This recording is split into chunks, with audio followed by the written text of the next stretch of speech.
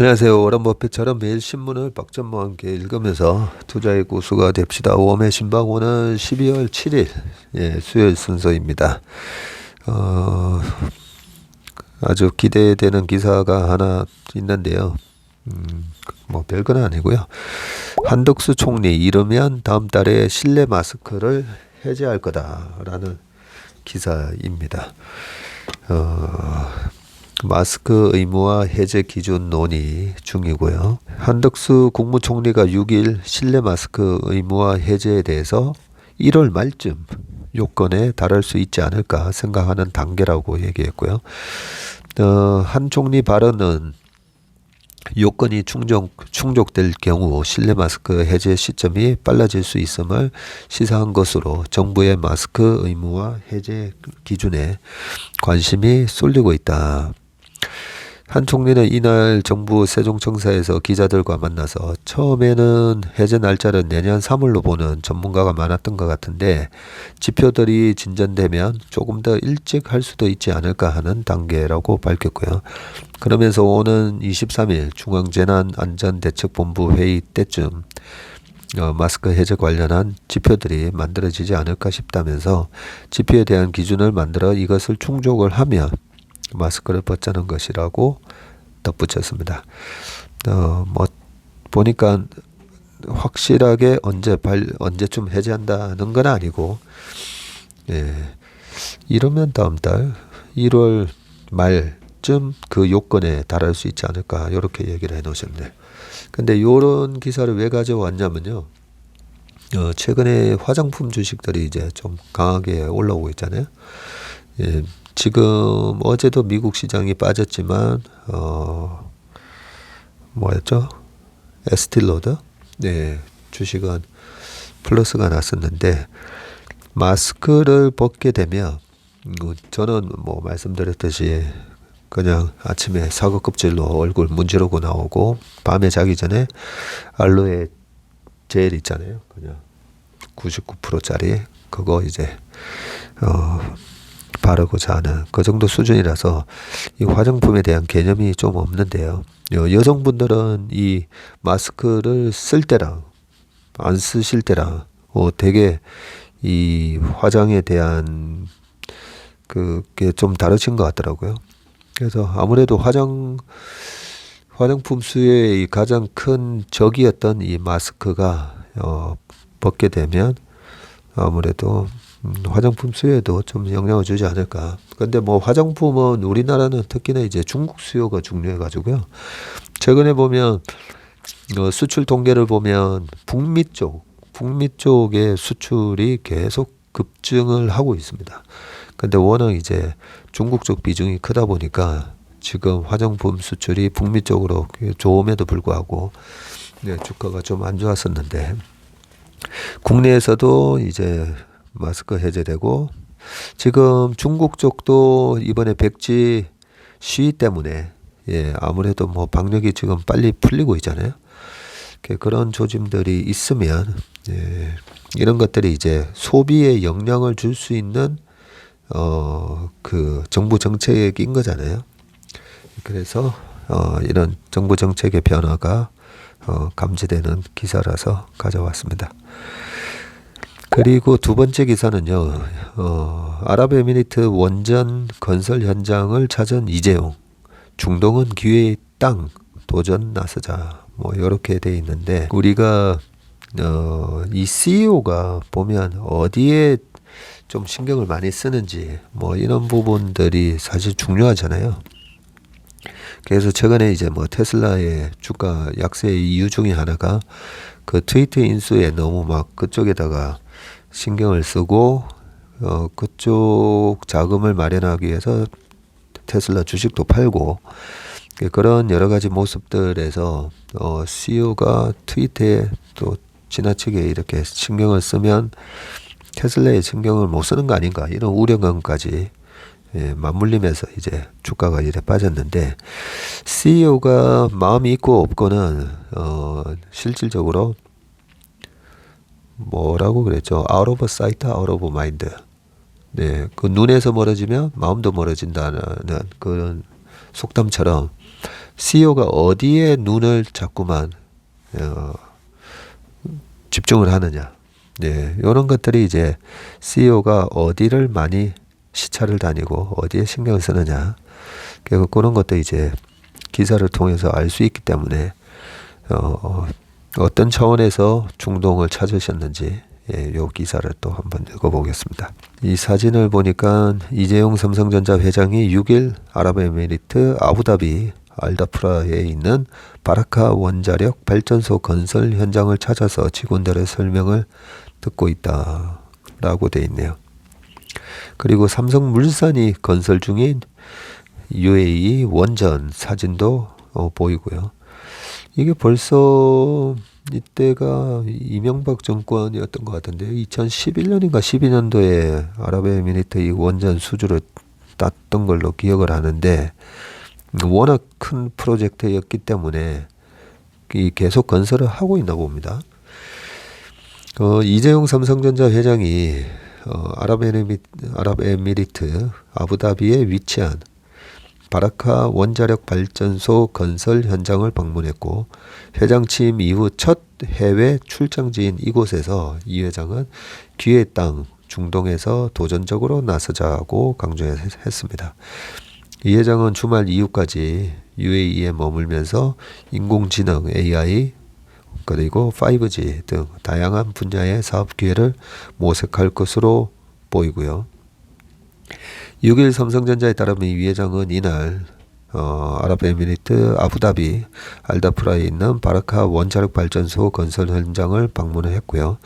올 10월 회장 취임 이후 첫 해외 출장인데 이 회장이 중동 지역 사업장을 방문한 것은 2019년 추석 명절에 사우디아라비아 리야드 지하철 공사 현장을 찾은 후 3년 3개월 만이다. 이 회장의 이번 출장에는 삼성물산, 삼성엔지니어링 최고 경영진도 함께한 것으로 전해졌네요. 사우디아라비아 리야드 지하철 공사도 하고 있나 보네요. 삼성물산에서. 바라카 원전은 삼성물산이 포함된 팀코리아 컨소시엄이 진행하고 있는 한국 최초의 해외 원전 건설 프로젝트고 2012년 건설, 2012년이라고 나오네요. 2012년 건설을 시작해서 10년 넘게 진행되고 있고 3호기는 완공이 됐으며 4호기는 건설 중이다. 4호기까지 가동이 되면 UAE 전체 전력 수요의 25%를 담당하게 된다라고 되어 있고요.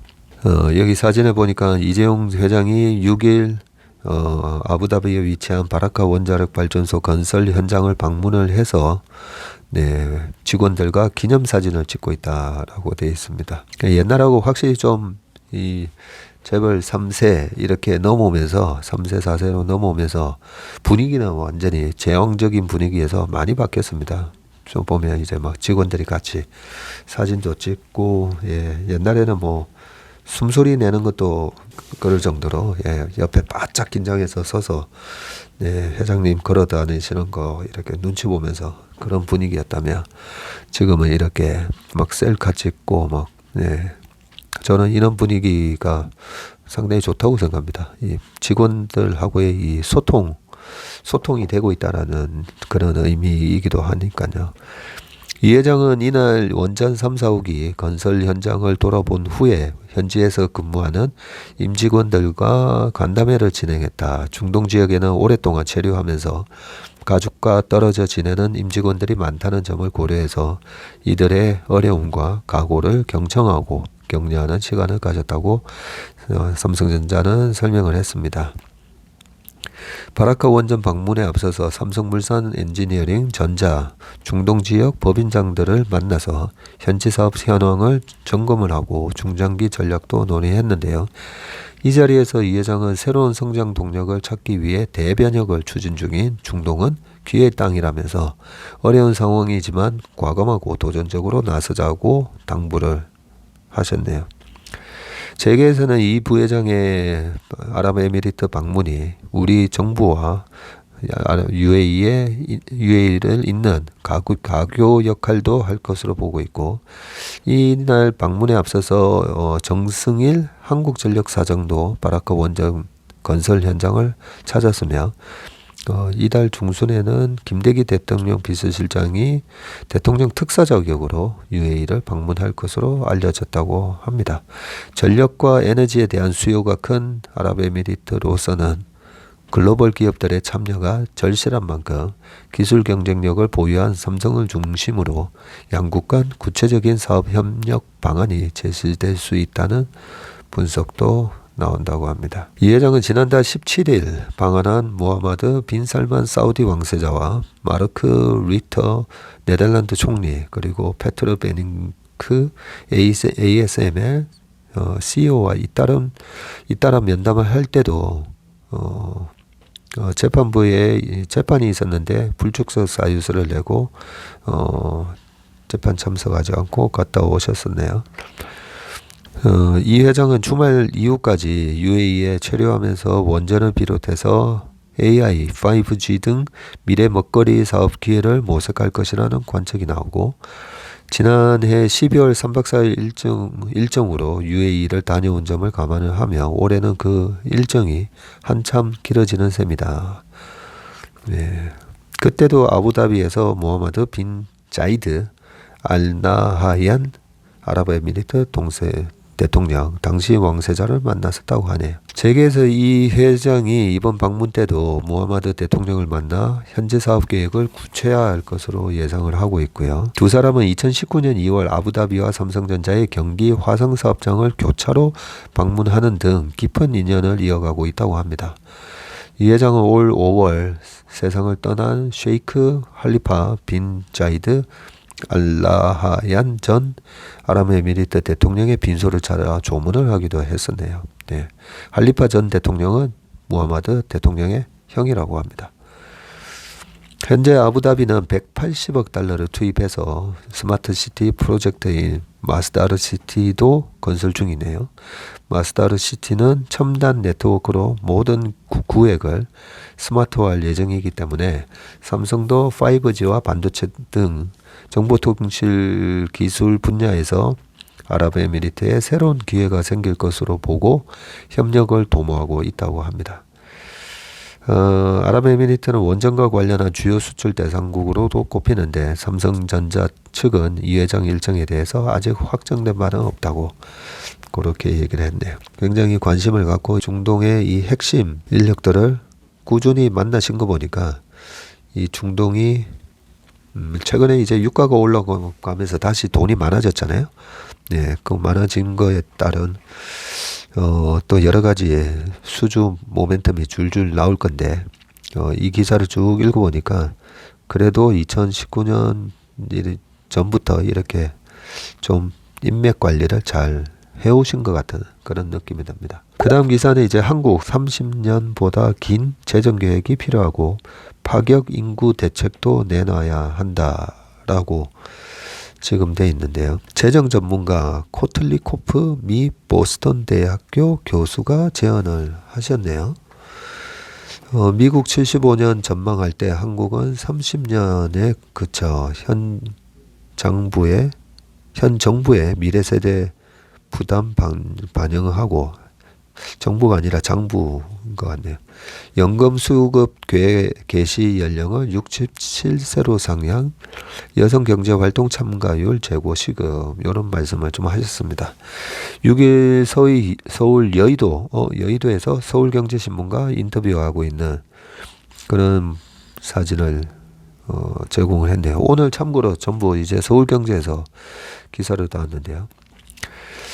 재정정책 전문가인 로렌스 코틀리코프 미 보스턴대 교수가 30년보다 더 길게 보는 재정계획을 세워야 한다고 말을 하면서 향후 30년간의 재정 운용 전략인 재정 비전 2050을 수립하는 한국 정부의 보다 긴 호흡의 재정 정책을 세워야 한다고 제언한 것이다 라고 되어 있습니다. 이날 인터뷰에서 고령화가 빨라지면서 미래 세대는 30년보다 훨씬 오래 재정 부담에 시달리게 될 것인데 미국은 75년, 유럽은 더 장기적인 관점의 재정 전망을 한다면서 이런 측면에서 한국의 재정 전략은 뒤져 있다고 꼬집었네요. 그는 특히 국내 총생산 GDP 대비 국가 채무 비율을 기반으로 재정 상황을 평가하는 현 시스템을 바꿔야 한다고 지적을 했고요. 당장의 증세와 지출 감소로 숫자를 끼워 맞출 수 있는 GDP 대비 국가 채무 비율로만 재정 상황을 판단해서는 안 되고 미래 세대의 부담까지 반영된 지표인 재정 격차와 세대 간 회계 지표를 기반으로 정책을 세워야 한다고 권고를 했습니다. 재정 격차는 미래의 지출과 수입의 차이를 현재의 가치로 환산한 것이고 세대 간 회계는 재정 격차에 기반할 때 미래 세대에 남겨질 재정 부담을 산출하는 지표다. 즉 재정 격차와 세대 간 회계 지표를 활용해서 지금 당장 정부의 지출 장부에 미래 세대의 부담을 반영해야 한다는 의미다. 이 얘기는 말이 좀 어렵지만 세대 간 회계 이 부분이 결국은 지금 연금을 저희 아버지께서도 국민연금을 받고 계시긴 하지만은 지금 과도한 연금을 지급을 하게 되면 그 연금에 대한 부분이 2050년, 48년 이때 되면 국민연금 고갈된다고 하잖아요. 고갈되는데도 노령화 인구가 계속 많아질 거고요. 여기 표가 나오네. 50년 뒤 인구 구성비 전망에 지금 보면요. 2070년 되면 65세 이상 인구가 46.4%가 되고요.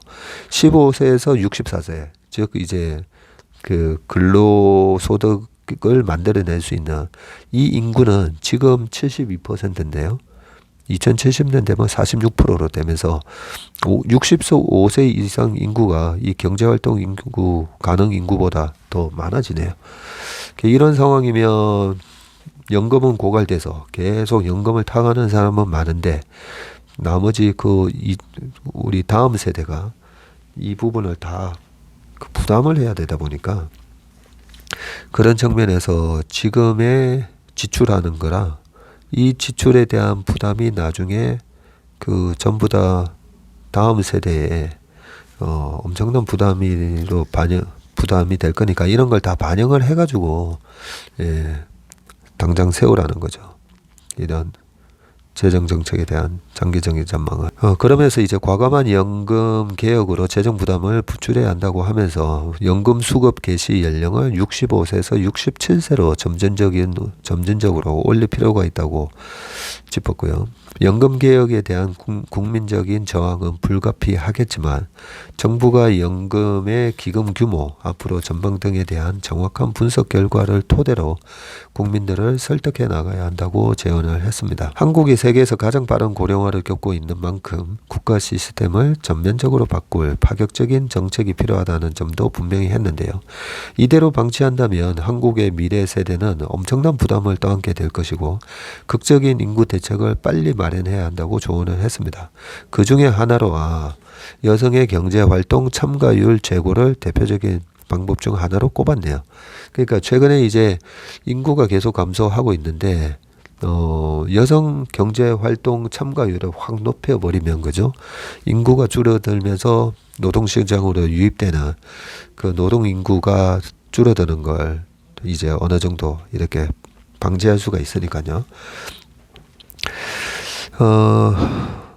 그는 내년 한국 경제가 1%대 성장에 그친다는 전망이 잇따르면서 정부가 재정을 투입해서 경기 부양에 나서야 한다는 목소리가 나오는 것으로 안다면서 만약 재정을 투입한다면 여성의 경제활동 참여율을 높이는 정책에 투자해야 한다고 지적을 했고요. 아이 돌봄 인프라에 적극적으로 투자를 해서 여성들이 출산 후에도 마음 놓고 일할 수 있는 환경을 만들어줘야 되고 이는 출산율을 높이는 데도 도움이 될 것이라고 말을 했습니다. 또 근로장려 인센티브 확대와 은퇴 연령 상향 조정 등으로 저출산으로 인한 생산성 저하를 막아야 한다고 덧붙였습니다. 주요 국제기구도 향후 엄중한 경제 상황에 대응하기 위한 재정 여력을 남겨둬야 한다고 권고를 했는데요. 비토르 가스파르 IMF 재정국장은 고물가에 따른 생계 위기 및 에너지 가격 급등 대응을 위해서 재정 지원이 필요하고 물가 상승과 경제 기반 약화에 대한 시장의 우려를 고려한다면 재정 여력 확보 및 재정 준칙 준수를 통한 긴축적인 재정 운용 유지가 요구된다고 전했습니다. 연 블론달 OECD 국장 역시도 재정의 지속 가능성 확보를 위해서는 현재와 미래의 지출 압력 조정 및 자원의 효율적인 재배분이 중요하다라고 그렇게 얘기를 했습니다. 예. 아까 그 위에 표 통계청 자료네요. 보니까 50년 뒤 인구 구성비 전망에서 50년 뒤 50년 뒤 2070년 제가 살아 있을 수도 있고 안 살아 있을 수도 있는 때네요. 102세, 103세 그때도 살아 있을 것 같기도 합니다. 우리 웜의 신방 구독자 여러분들도 저와 함께 그때까지 그죠? 100세가 돼도 이 신문 읽으면서 세상의 변화가 어떻게 이루어지는지 어젠가 그저께 54년생, 55년생 어떤 사모님이 오셨는데 계속 이제 내가 정신줄을 놓을까봐 뭐 여러 가지 이제 걱정을 하시면서 자금 계획을 어떻게 해야 되느냐 뭐 이런 걸 막 물어보셨는데 그게 너무 빨리 걱정하지 마시라고 말씀드리면서도 그분도 이제 제가 이제 방송에서 주식 투자하는 것만큼 이렇게 뇌를 쓰는 그런 치매 예방되는 그런 효과가 좋은 것도 없다. 이 얘기를 기억하고 계시더라고요. 그래서 주식 투자를 해서 최근에 1년 동안은 뭐 투자하면서 손실도 보고 스트레스도 좀 받긴 했지만 그래도 주식 투자를 통해서 이 세상의 변화를 계속 이렇게 인지하면서 그죠? 이 세상의 변화를 따라간다는 게 그런 즐거움이 있다라는 얘기를 하시더라고요. 예. 그게 우리가 주식 투자를 하면서 얻는 더 큰 가치라고 저는 생각합니다. 얼마나 좋습니까 이렇게. 예, 주식 투자 안 하고 이 신문을 읽으면요. 되게 따분할 거예요 아마. 근데 주식 투자를 하시기 때문에 이 신문을 통해서 세상의 변화를 주식을 통해서 또 신문의 기자분들이 이렇게 꼼꼼하게 체크해서 또 이런 기사들 만들어 주시고 이게 아울러지면서 그죠? 예, 신문 읽는 즐거움. 그 신문을 읽으면서 이 세상의 변화에 내가 이 트렌드를 따라가고 있고 앞으로의 세상의 변화에 대해서 얘기할 수가 있고 이러면요. 명절 때 가족 모임을 하셔도 이런 세상의 변화에 얘기를 하면서 뭐 손자 손녀분들 오시거나 아니면 동생들이나 아니면 사촌 조카들 이래 왔을 때도 뭐 얘기할 때 너 무슨 일 하니 했을 때 건설 요즘 중동 쪽에서 건설 붐 네옴시티랑 아까 뭐 저기 아랍에미리트 쪽에서는 뭐 이런 프로젝트 있고 하는데 그래 너네 회사는 어떠니 이런 얘기하면 깜짝 놀라지 않겠습니까? 그런 거 어떻게 하세요 뭐 하면서 이모 그런 거 고모 이런 거 어떻게 하셨죠? 막 그럴 거 아닙니까 그죠? 그리고 뭐 반도체 좀 이따가 뭐 반도체 얘기도 나오지만 반도체가 됐든 이 주식하면 그게 참 좋습니다. 예, 굉장히 박학다식해지고요. 대학 4년 동안 배우는 것보다 훨씬 많은 걸 배울 수가 있습니다. 예, 그런 측면에서 참 신문 읽는 즐거움 그런 게 있다라는 거. 즐거움뿐만 아니라 뇌의 활동을 아주 자극하는 그게 바로 이래 신문에 읽는 거라고 볼 수가 있습니다. 그 다음이 이제 베트남과 스마트시티, 항공 등 14건 MOU 주석이 세제 지원 화답을 했다라고 합니다. 지금 우리는 아직까지 베트남 좀 무시하잖아요. 그죠? 근데 얼마 전에 제가 그 박항서 감독님 얘기도 했지만 베트남이 인구가 아마 1,500만 명 정도 되는 걸로 제가 기억하고요. 평균 연령이 5년 전만 하더라도 평균 연령이 인구의 27세였어요. 27세. 지금 조금 이제 올라갔을 수도 있는데 굉장히 젊고요. 인구도 굉장히 많고요. 그리고 또 하나가 지금 독일 인구도 한 9천만 정도 되잖아요. 영국이 한 6천 7, 800만 명이고 나라가 커지려면 인구가 어느 정도 그래도 6천만 명 이상 좀 돼야 되거든요. 그런 나라인데 이 국민성이 중요하잖아요. 근데 국민성이 보면 베트남 사람들 자긍심 엄청나다고 어제 기사에 말씀드렸잖아요. 그렇기 때문에 실제로 베트남의 하노이나 그 호치민이나 이렇게 가보면 어 사람들이 여기가 동남아인가 아니면 중국인가 아니면 동북아인가 뭐 이런 느낌이 들 정도로 필리핀하고는 완전히 느낌이 다릅니다. 예, 태국하고도 느낌이 다르고요. 그래서 베트남에 우리나라 기업들이 많이 지금 나가 있잖아요. 삼성전자 그 공장과 협력업체들도 보면 이제 하노이 바로 위에 중국 북경하고 하노이의 그 중간쯤, 예, 중간은 아니고 약간 하노이 쪽에 가깝지만, 예, 그렇게 이제 진출해 있고요. 한 10 몇 년 전에 저희 신한투신의 사장님이 은퇴하시고 나서 연락이 오셔가지고 베트남 투자 어떻게 생각하냐. 2005년 6년쯤이었던 것 같은데. 그래서 제가 지금은 너무 이제 1980년 초 같은 느낌이고 한 10년 있다가 투자하시는 게 더 나을 것 같습니다. 그런 얘기를 한번 말씀드리고 금융위기를 겪어가면서 베트남 동화 가치가 이제 한번 급락했던 적이 있었잖아요. 그죠? 근데 어쨌든 이제 탈중국 하면서 아세안 쪽에 인도를 포함해서 아세안 쪽이 저는 다음 이제 그 발전 한 10년 동안 고성장할 지역이라고 생각하기 때문에 요쪽 기사를 계속 저는 체크를 해서 보고 있습니다. 네, 그런 차원에서 이 베트남 기사를 꼬박꼬박 챙겨보는 게 중요하다는 생각이고요. 어떤 내용인지 한번 보겠습니다. 지금 두 분이 사진을 찍고 있는데 누군가 봤더니 조현준 효성 회장님이네요. 제 절친 이름이 조현준인데 얼굴이 옆모습이 굉장히 닮았네요. 보니까 조현준 회장이 6일 서울 중구에 위치한 롯데호텔에서 응우옌 수언푹 베트남 국가주석과 사업 확대 방안을 논의하고 있다.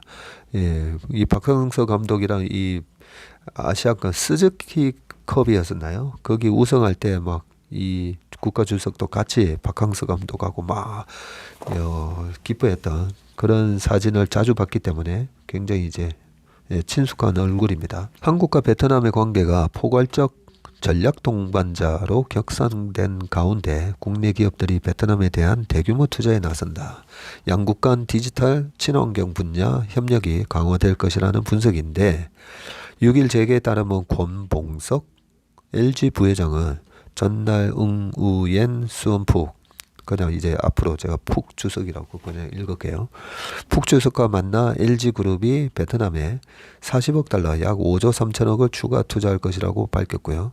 그러면서 지금까지 가전 등 다양한 제조업 투자 규모가 53억 달러에 달한다고 설명을 했고요. 이에 푹 주석은 LG그룹이 스마트폰 부품과 전장 분야에 투자를 강화하기를 바란다고 화답을 했고요.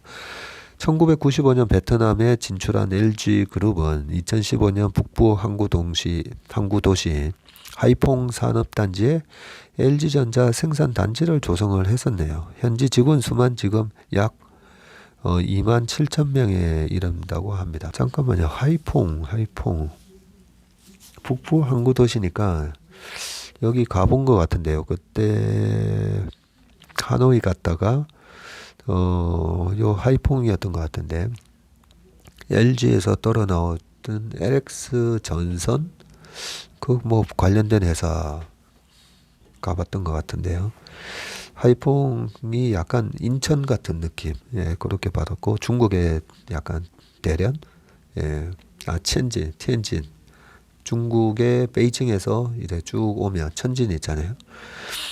약간 그런 느낌을 받았던 그런 도시였던 걸로 제가 기억을 합니다. 로이터 통신에 따르면 삼성은 지난해까지 베트남에 182억 달러를 투자했고 올해 말까지 20억 달러 가량을 더 투자해서 약 200억 달러 이상으로 지금 투자를 늘릴 거라고요.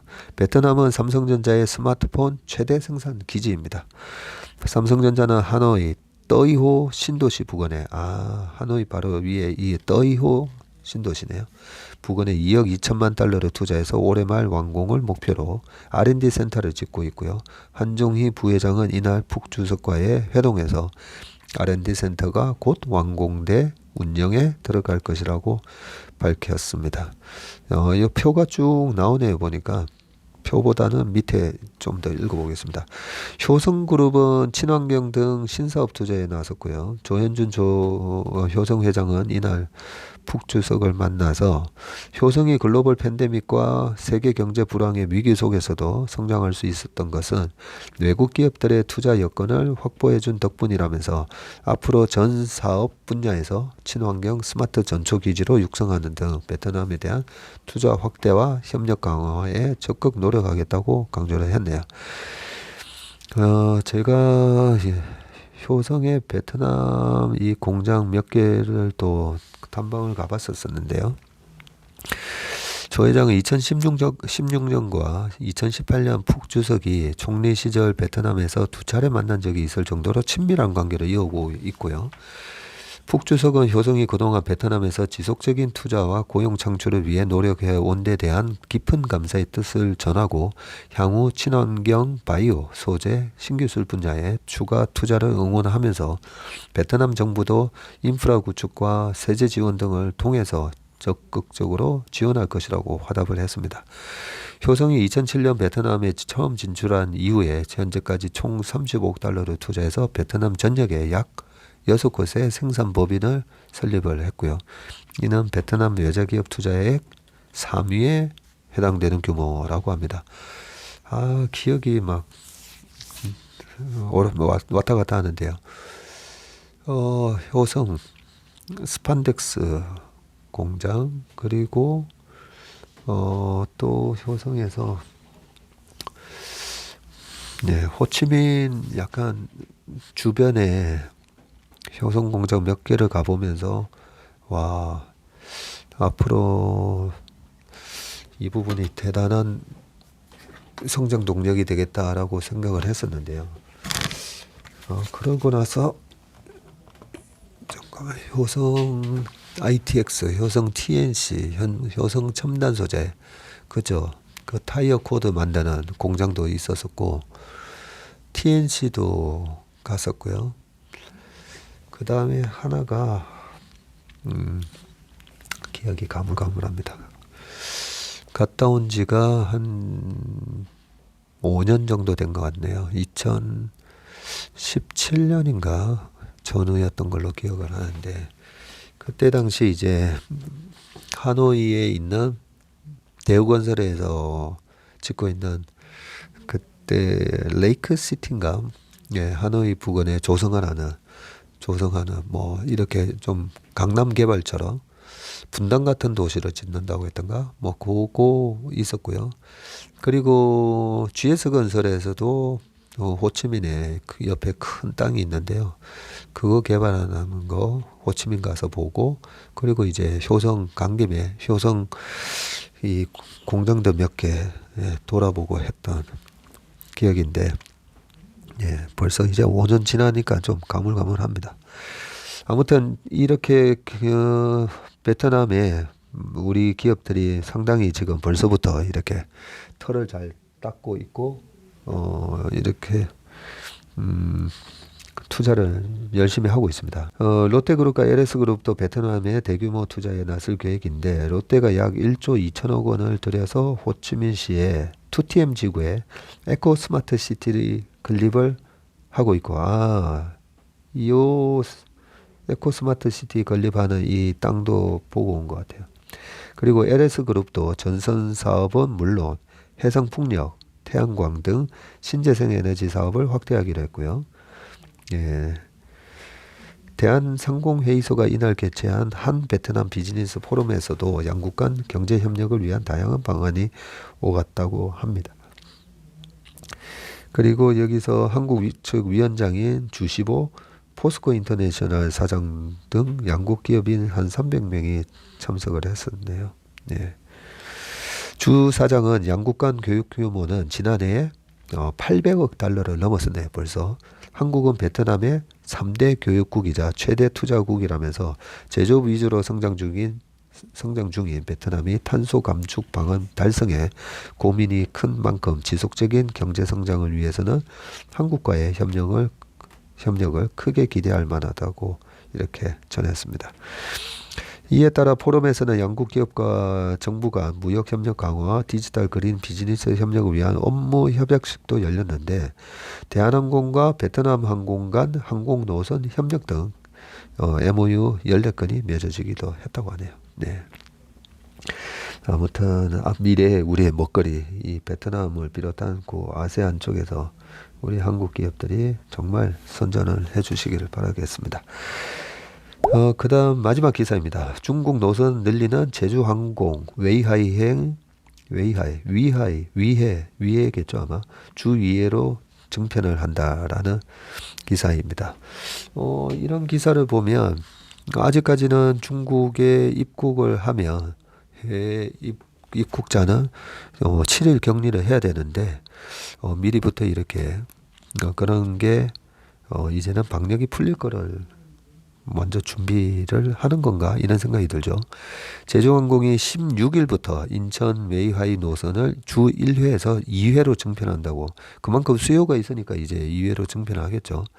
제주항공은 11월 10일 인천 옌지 주 1회 그리고 11월 18일 인천 하얼빈 주 1회 운항을 재개를 했네요. 11월 달에. 이날부터 인천 웨이하이 노선을 주 2회로 증편을 해서 매주 4회 한국 중국 노선을 운항을 하고 있다고 합니다. 국토교통부는 9월 중국 정부와 한중 노선 운항 횟수를 기존 주 15에서 주 31회로 확대하는 데 합의를 했었네요. 지난 9월 달에. 그리고 제주항공은 주 3회를 추가 운항할 수 있는 권리를 확보했고 제주항공 관계자는 웨이하이 증편으로 정부로부터 배분받은 증편 합의분을 모두 사용하게 됐다면서 코로나 방역 규제로 운항이 어려웠던 중국 노선 운항을 확대해서 항공교통 이동 편의가 늘어날 것이라고 기대한다고 말했습니다. 네, 이런 것들이 이제 제가 모자이크 띠오리라고 말씀드렸잖아요. 여러 가지 정보를 이렇게 하나로 합쳐서 우리가 퍼즐 맞추듯이 그렇게 하다 보면 최근에 이제 위즈덤 칼리지에서 이제 커넥팅 더 닷이라고 점을 연결하다 보면 이제 선이 되고 스티브 잡스가 한 얘기기도 한데 우리가 이렇게 부분적인 기사 내용을 이렇게 합쳐 보면 왜 리오프닝이 돼도 인프라가 안 되면 안 되는 거잖아요. 아무리 사람들이 나가고 싶어도 아니 항공 편수가 없네. 아니면 일본 사람들이 한국 오려고 해서도 그전에는 비자가 예전처럼 무비자가 아니었네. 이런 식으로 하나하나 우리의 기대와는 달리 다 하나하나씩 이제 갖춰줘야 되는 인프라들이 있거든요. 그런 것들이 지금 이런 기사를 통해서 이제는 항공 인프라가 다시 정상화되고 있구나. 이런 걸 느낄 수 있는 기사였던 것 같고요. 마스크부터 항공까지 오늘은 정부 정책이 소비에 미칠 수 있는 그런 기사들을 몇 가지 또 살펴본 것 같습니다. 오늘 웜의 신박은 여기까지입니다. 오늘 하루도 건강하시고 행복한 하루 되시길 바라겠습니다. 고맙습니다.